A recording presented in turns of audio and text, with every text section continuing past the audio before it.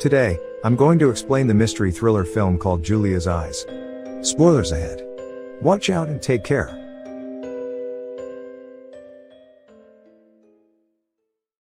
The movie starts when we see a blind woman, named Sarah, talking to an invisible presence.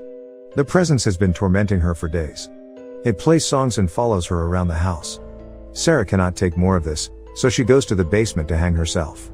Just then, she feels the presence near her. She changes her mind, but before she can remove the noose, someone kicks the tool away. A person from a corner clicks a picture of her hanging to death. A set of hospital tools lies on a table nearby. Sarah's twin sister, Julia, lives miles away from her. As Sarah hangs to death, Julia collapses. She senses something wrong and decides to visit Sarah.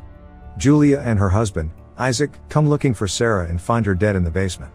Sarah and Julia both had the same kind of disease that made their vision progressively worse, eventually making them blind, but Sarah's vision had gotten bad before Julia's.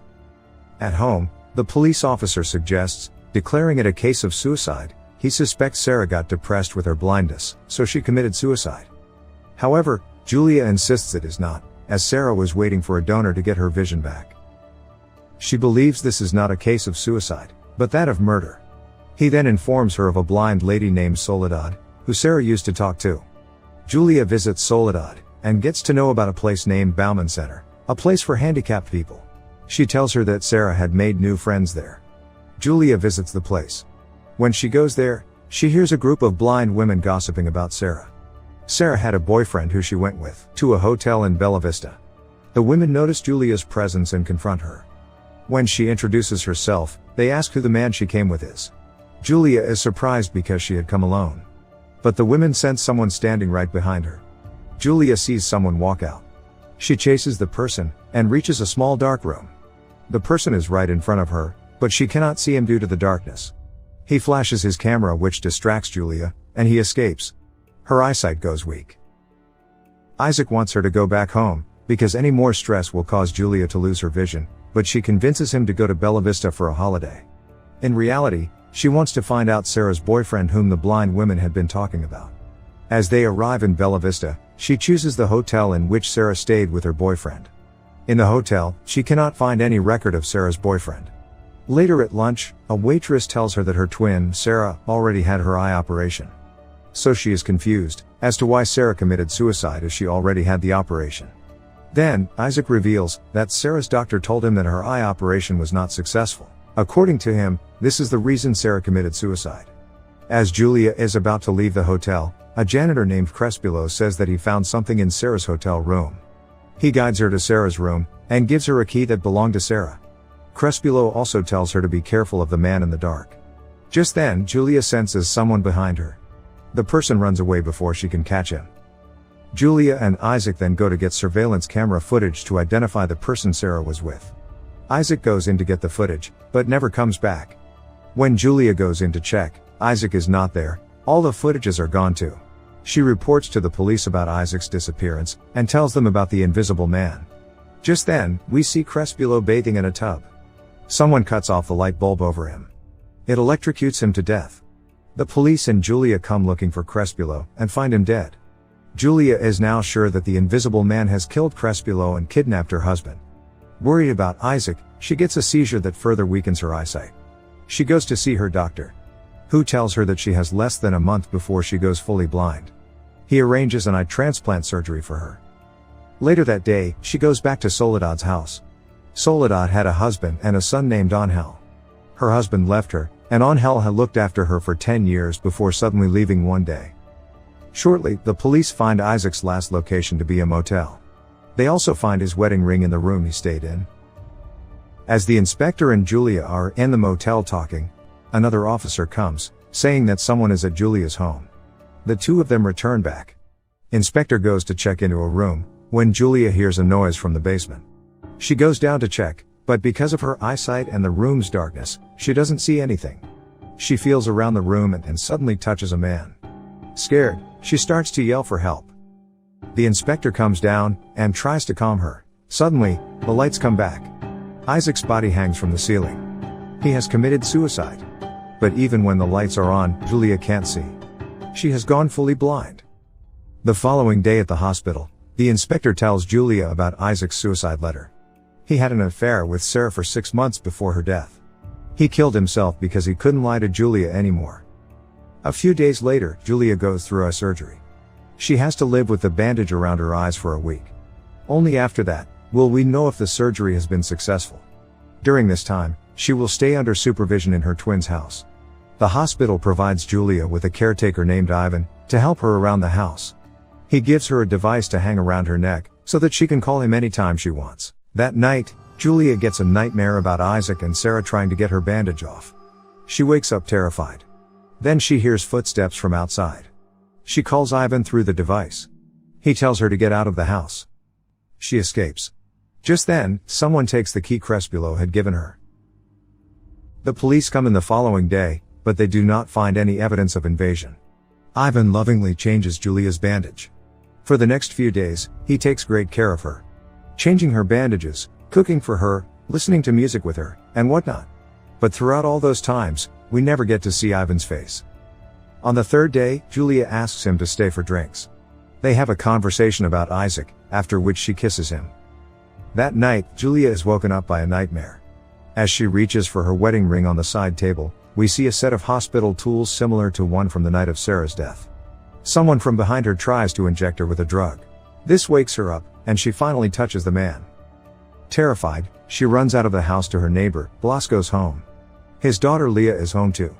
He lets her inside but starts to harass Julia. Shortly, she is surprised to find Sarah's key in his house. She takes it with her. She escapes from his house, and hides in a corner calling Ivan for help. Finally, Ivan comes to save her. She is too scared to go into her own house, so he takes her to his. There she tells him that she found Sarah's key at Mr. Blasco's home.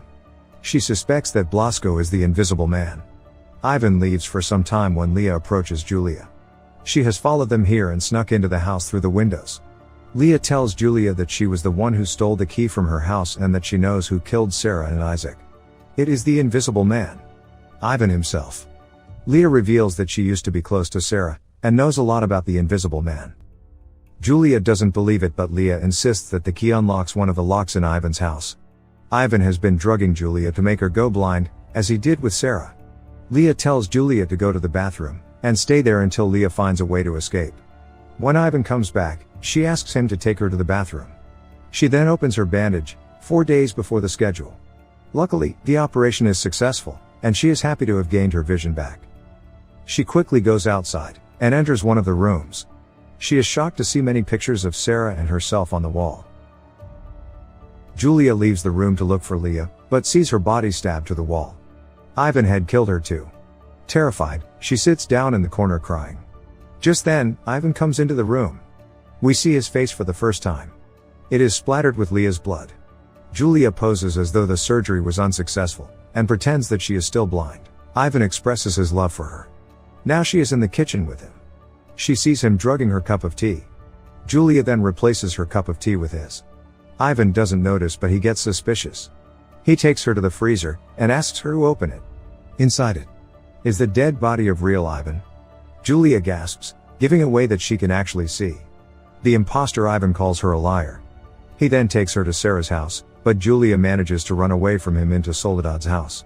There she asks her to call the police, but Ivan comes in before she can. He calls Soledad mom, revealing that he is actually her son, Angel.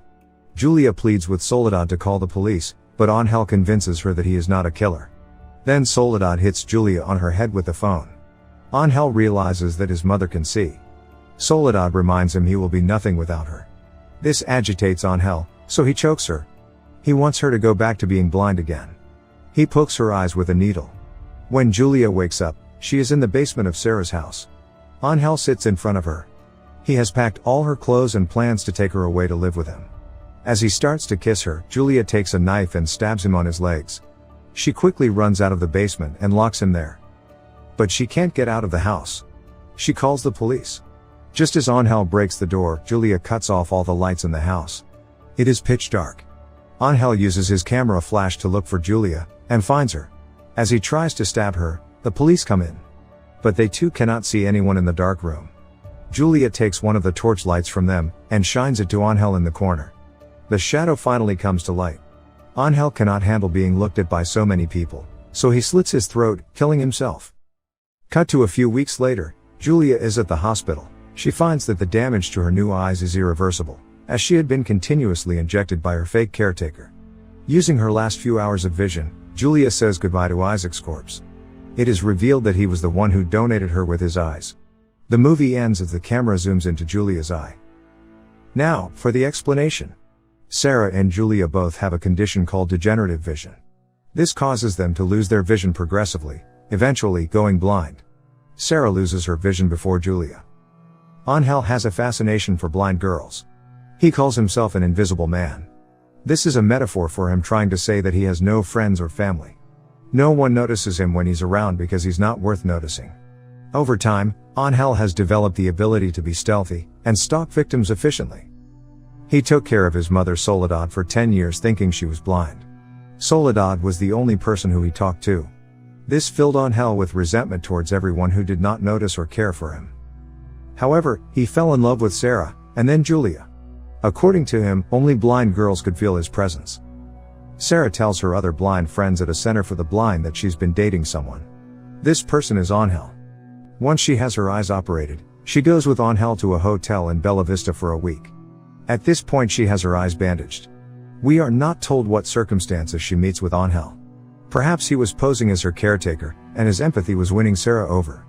Angel doesn't want Sarah getting her eyesight back. He ensures that he sneaks up on Sarah in the nights and injects her eyes with chemicals that destroy the optic nerve. The doctor declares that the operation has failed. Sarah gets to know that someone is following her. She could feel his presence and resented him. So, he killed her. When Julia came looking for Sarah, Angel saw it as another opportunity at love. But Julia had her husband always by her side. Hence, Angel killed him as well. However, the neighbor girl, Leah, helped Julia find out about Angel's real intentions before he could blind Julia fully. At the end, finally, Julia makes him visible to everyone. He had always been a lonely man. So, when the police officers had their eyes on him, he could not handle it, killing himself at the end. That's my explanation for the movie Julia's Eyes.